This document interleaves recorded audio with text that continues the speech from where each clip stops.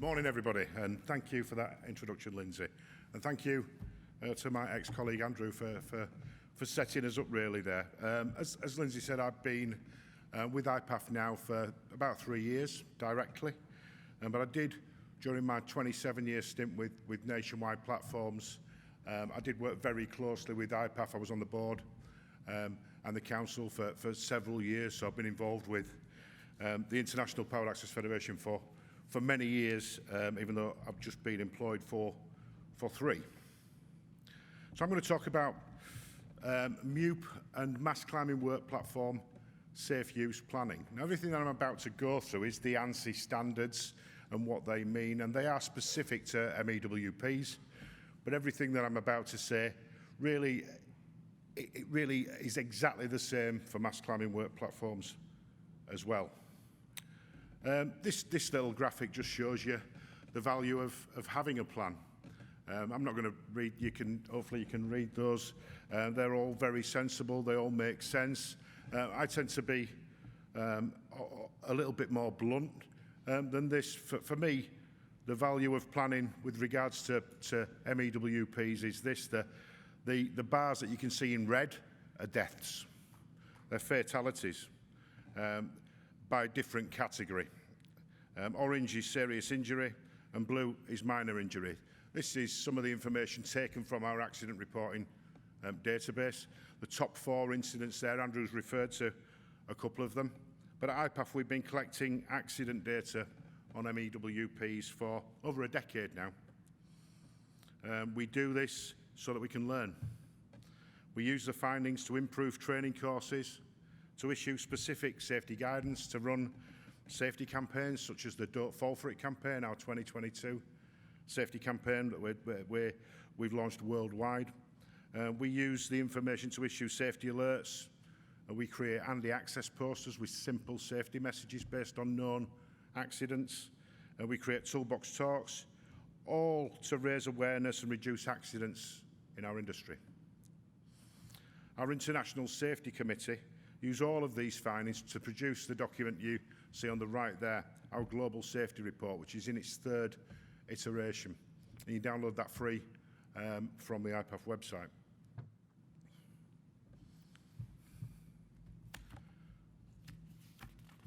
So Andrew mentioned a couple of these, but the 4 leading causes of fatalities when using MUPs, and I think we're all in the room, I think we all believe that, you know, MUPs are the safest form of temporary work at height. We all believe that. It's true.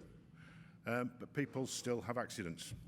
And the top 4, and it hasn't changed, sadly, over the last 10 years. It hasn't moved much at all.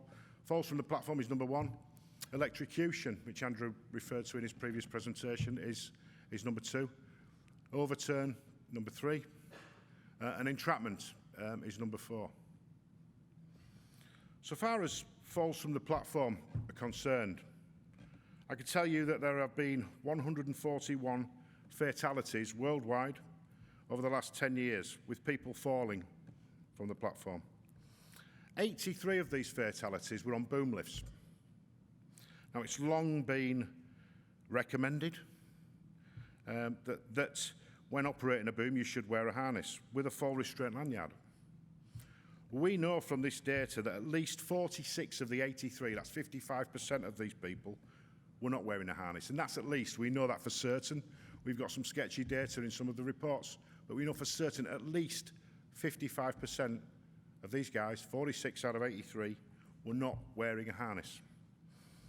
I can say, and I will say with some confidence, that if all of these operators were wearing a harness with a fall restraint lanyard and were clipped on, a site-specific risk assessment had been conducted, and the site had been assessed by a competent person to ensure that the correct MUP was being used for the job, most of these fatalities would not have happened.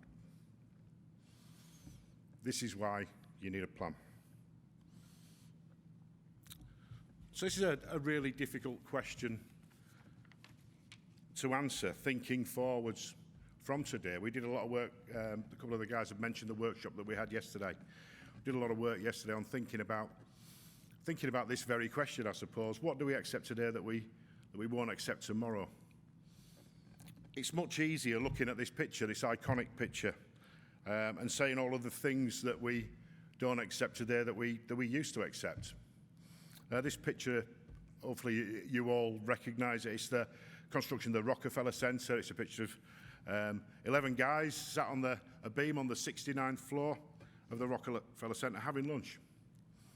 No hard hats, no safety boots, no high-vis vests, no harnesses or fall arrest equipment. And we wouldn't certainly accept that today. According to the official stats, official records, only 5 workers died on the construction of the Rockefeller Center. Now, when I look at pictures like this, and I've seen some film footage of people walking across beams on this site, I'm not sure I believe that statistic, but apparently only 5 people died in the construction of the Rockefeller Center. Fast forward 80 years, that was in 1932, by the way. About 10 years ago now, this was some guys having a joke, actually, just recreating that picture. This is the Heron Tower skyscraper being built in London, in England. And they were recreating that iconic picture that you've just been looking at. But it's very different, isn't it? This is 80 years on from that. This is about 11 years ago, I think. You know, high-vis jackets. Most of them are wearing hard hats. They're all wearing safety boots. And in fact, I know because I've seen an article on this, the creation of this picture, that underneath those jackets, they're all wearing harnesses and they're all clipped on, which you would expect in this modern world. These guys work for a company, or the construction site was a Skanska project. Skanska are a huge worldwide contractor. They didn't know these guys were doing this. I think they got into some pretty serious trouble when this picture got out. Moving back again to Manhattan only 4 years ago. There's me and my family sat on a beam again. No harnesses, no hard hats, although my son's wearing his Stars and Stripes beanie. But when you go up the Rockefeller Center, they're still recreating that iconic picture for you and your family to take home with you. I just thought I'd throw that one in. What I really want to speak about today is the ANSI SAIA A92.22. I'm not going to say all these numbers, Tony, sorry. Safe use planning standards, yeah? The standards say that you must have a safe use program specific to MEWPs that's got to be developed by the user. And as I said earlier, everything in here really applies also to mass climbing work platforms. This slide offers a great visual of the main elements of a safe use plan that can apply to all types of equipment. So it talks about risk assessment, which you already mentioned. It talks about equipment selection, making sure you select the correct equipment for the job. You've got to consider site access, preparation and maintenance. The operator must be trained to a standard, which is defined within this document. You need to consider and allow for maintenance, inspections and repairs of the equipment. You've just not got to just train the operators anymore, you've got to train the supervisors. And those supervisors need to be able to evaluate the operator's proficiency so that they can understand whether there is any retraining required. It deals with unauthorised use, which we'll talk about a little bit later. It talks about site-specific requirements, it talks about the safety of others, and it talks about the documentation needed to create the safe use plan. And finally, it talks about operator familiarisation. So you've not just got to have a trained operator. He's not just got to have a trained supervisor. You need familiarising on specific equipment as well.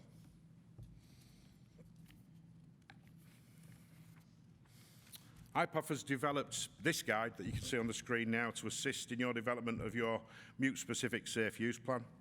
For each topic that is included, those headings that we've just looked at, it offers a brief overview, suggested action steps, and signposts all of the resources needed to create and develop your own safe use plan. This can be found on the IPAF website and can be downloaded. IPAF has also produced a webinar on this very topic, and again, that's saved on the IPAF website, and you can go and view it as you see fit when you wish. So this is, I suppose, the crux of the question. What is deemed as acceptable training? And we spoke yesterday at length on there's a lot of substandard training out there, but it's defined in this standard now. Personnel selected must be physically and mentally fit to operate the MUP safely. Employers should ensure personnel successfully complete a MUP operator training course as per ANSI, SAIA, and all of the numbers, Tony. For the MUP category or categories, they will be required to operate. So it's specific to the categories you're required to operate. They should ensure trained operators also receive familiarisation on the specific MUP model and allow sufficient time on the MUP to achieve operational proficiency. So you've got to be trained to a standard that is written down in this standard. Everything is covered. You've also got to be familiarised on the specific model that you're using. Ensure that the MUP operator provides full instruction to all occupants in the work platform so that they have a basic level of knowledge of how to work safely on the MUP. So the operator's got to brief other occupants of the MUP as well.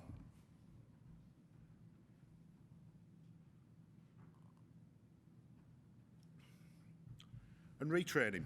Retraining's also got to be considered. It's a really important aspect. And here are some examples of situations when retraining would be necessary.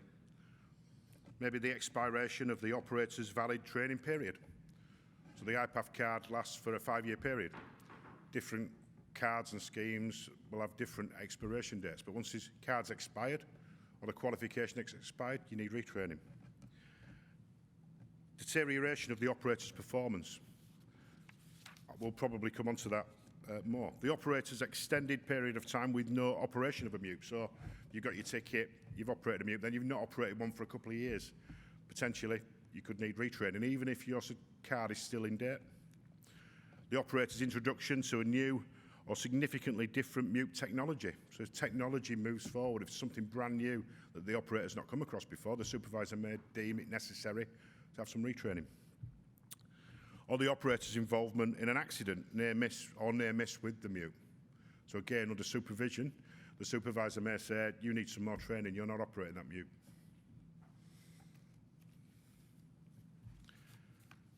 Again, I'm not here to push IPAF training, it's not really what we're about. There are many compliant training courses and schemes out there. We want people to be trained properly and well. We offer this training, but we do offer this training. We provide a full series of training competencies covering all of the requirements of the Safe Use Standard, as do others. We cover operators, demonstrators for familiarisation and engineering training as well, and we cover off with our operator training courses and engineering training courses and demonstrator training courses. We cover off 6 of the 11 areas covered within the standard through our operator training programs. So we've now introduced in this new standard supervisors. A user must assign a qualified person, typically the MUP supervisor, to monitor, supervise and evaluate operators on a regular basis to ensure their proficiency. Operators must be monitored, supervised and evaluated on a regular basis to ensure, I'm sorry, I've just said that. They shall be retrained as required based on that evaluation. So there must be now a MUP supervisor. Again, there are other supervisor training courses out there. I know the manufacturers run some ones that are compliant to the standard, as do others. But IPAF's MUP supervisor course is available in North America and covers what supervisors need to know for the safe and effective use of MUPs on site, including planning the job, conducting a risk assessment, selecting the right equipment for optimum cost efficiency and mitigating all possible risks. The course has been designed to be completed solely on e-learning, although it can be done instructor-led as well. And the course takes about 2 to 3 hours to complete and is broken down into manageable sections that you can complete at your own pace and can save and resume your training at any time. It covers the following: proper selection of the correct MUP for the work to be performed. That's really important, and we find from our accident reporting database that the root cause of a lot of incidents is they're using the wrong MUP for the job. The rules, regulations and standards that apply to MUPs, including the provisions for safe use as defined in the ANSI standard, training and familiarisation and work being performed, potential hazards associated with the use of MUPs and means to protect against the identified hazards, and the knowledge that the manufacturer's operational manuals are an integral part of the MUP and need to be stored properly in a weather-resistant compartment on the MUP. Again, the supervisor training course covers all of those areas as defined in the standard. Now, change and improvements are a constant. It's hard to keep pace when you're busy running your businesses. Technology, innovation and legislation are changing the way all of our businesses work at a pace we've never seen before. We've heard from previous presenters, from my colleague from Jeannie with the battery technology, Mandrew with the artificial intelligence. Things are changing really, really fast. Now, when I started in this industry, I worked for a company called Instant Zip Up, which was the hire division in the UK of Upright. We had a machine, our scissor lift, our go-to scissor lift was called the Flying Tiger. Don't know, some of you guys have probably heard of it, you're old enough. It's a very basic 24-foot electric slab scissor with what they described as a revolutionary wind-out deck extension, which you wound out 6 feet. Most frightening thing I've ever been on in my life. Very basic, you know, took 12 hours to charge, would last about 3 hours. That's, you know, it was quite old technology when I started in 1990 with Instant Zip Up. But today you look at the technology and how far it's moved on in the last 30 years or so. We've got direct drive, which we spoke about earlier. Lithium batteries that charge from flat to full in 2 to 3 hours now. Non-market tyres, computer diagnostic equipment fitted as standard. You know, you get 2 days on a full charge now, you know, not the 3 hours and 12-hour charge times. And now you can even get a machine with no hydraulic hoses and drivable via a remote control using your mobile phone. It's amazing how technology has moved on. And you can point to similar progress that has been made with booms as well. I also think about something that Andrew just spoke about, secondary guarding devices. 12 years ago, other than very basic physical guards on over boom controls and on scissor controls, there was no secondary guarding. Now, through demand from the users, actually the original demand came from in the UK. I believe I'm right in probably saying every boom manufacturer in the world has anti-entrapment devices either as standard now or as an optional extra. And there are companies, including Andrews now, that are building devices where there is a gap in the market and where there is a need, because there is a need for improving safety. So it's amazing how things move on. Another example of a big change is the new IPAF EPAL app. It was launched last year in North America. It was launched last year worldwide. I think we got to the USA in January this year, Tony, is that right? Yeah. For the first time ever, what we're really excited about this is for the first time ever we are now in direct contact with the user of the equipment. This app is now active in 150 countries, which I'm gobsmacked by, and we can tell that from the analytics that we get from Google and from Apple.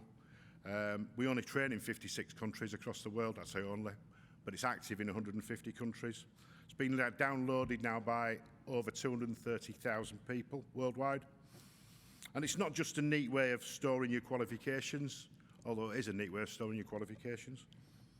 You can share your training records, record and document your experience and familiarisation in the digital logbook, see safety updates from IPAF, and even report an accident to IPAF's accident reporting database through the app. New upcoming features include daily checks, unlocking the machine with your phone through use of telematics to deal with the unauthorised use, the only area that we've not really covered to date, and auto logging of experience through an automated logbook, again through use with telematics. And all these features will be available in 2023. So, going back to the standard, my final slide. This standard has been developed by industry experts, some people in this room. It highlights best practice in all aspects of MUP safe use. Do we have to wait until OSHA adopt these standards and they become regulation before we start living by them?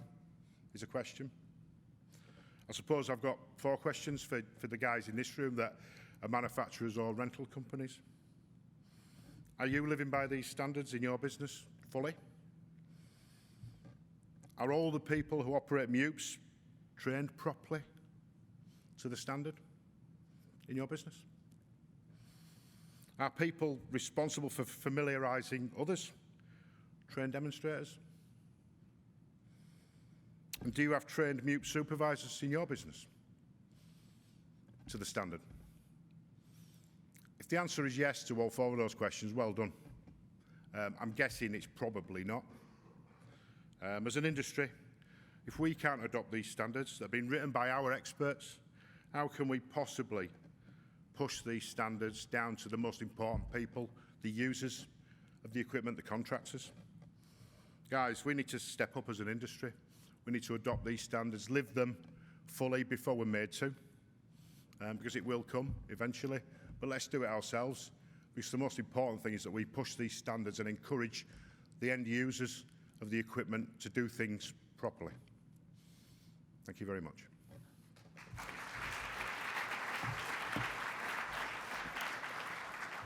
Thank you, Peter.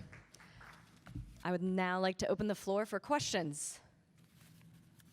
Not you, Tony, grow up. I guess I have one for you. Not a hard one. Have you seen a reduction in numbers over the last 10 years with fatalities and accidents from things as simple as OSHA's safety stand down or Safe and Sound Week? And that's pretty US specific, but Tony, you know those programs that I'm speaking about.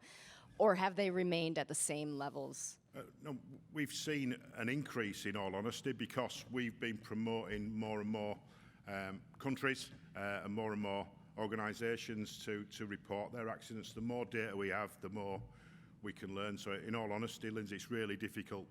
We've been collecting data 10 years. We had a record year last year for the amount of reports we got from 28 different countries. And we're quite pleased with that. And we go, yay. And then I think we've got members in 80 countries. So I'm only getting reports from members in 28 countries. It's mandated. If you're a rental member in the UK, you've got to report your accidents. It's mandated now in Ireland, I believe, and the Middle East. So we're getting there. But I'd like to see more reports. We know what we know, and we get a lot of information from regulators, OSHA, and regulators in other countries as well. We partner with other organisations, national associations to help us with this. So yeah, the answer to the question is no, it's getting it's more, but we're encouraging more reporting. Anyone else have a question? Does that increase correlate with the amount of units in the field too? Yeah, but I think it's not to do with the increased amount of units in the field. It's to do with us promoting the fact that we're collecting this data and we're using it for good. It's all anonymised, by the way. I just want to make that clear. Please, report accidents. It's really easy to do, and it's all anonymised. Nobody's looking at the company names and individuals' names. We're just trying to get to the root cause of the incident so that we can do something about it. Anyone else?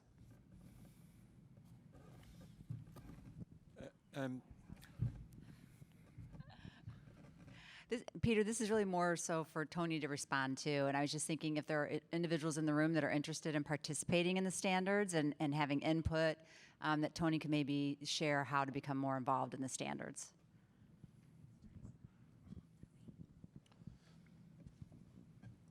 One is anyone who is an industry stakeholder can actually apply to be a member of a subcommittee as an individual.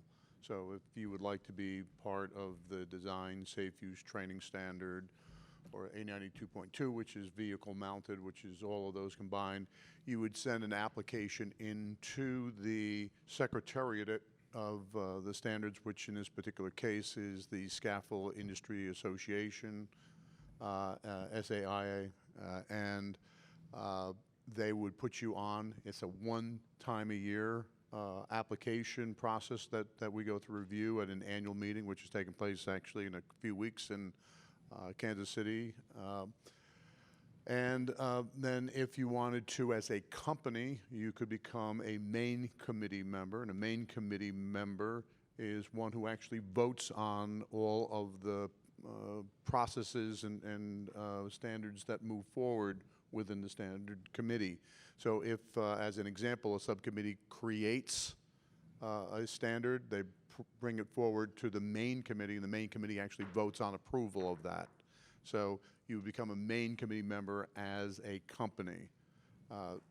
Those are generally the approaches to getting involved with it. And as I said, everyone is welcome to put an application forward to the SAIA for that. And if you want to do it, you'd better do it in a hurry, because we're having a meeting in several weeks if you want to be considered for an application this year. Otherwise, it goes into the following year. Thanks, Tony. Anyone else? Peter, can I ask you, is there any particular uses of technology to improve safety that you're seeing in Europe that you would encourage, or any ideas that are bubbling under that we may see? Yeah. We talked about this yesterday in our Innovate workshop. There's a product that somebody was using. I think it was Home Depot to ensure that you clipped on a harness product. There's a new one that's just been released by my previous employer, Blue's nationwide platforms, called Harness On, and it is using induction technology to ensure that it is wired into the product, but it's quite a simple procedure. They launched it a couple of weeks ago at their national Working at Height event in the UK.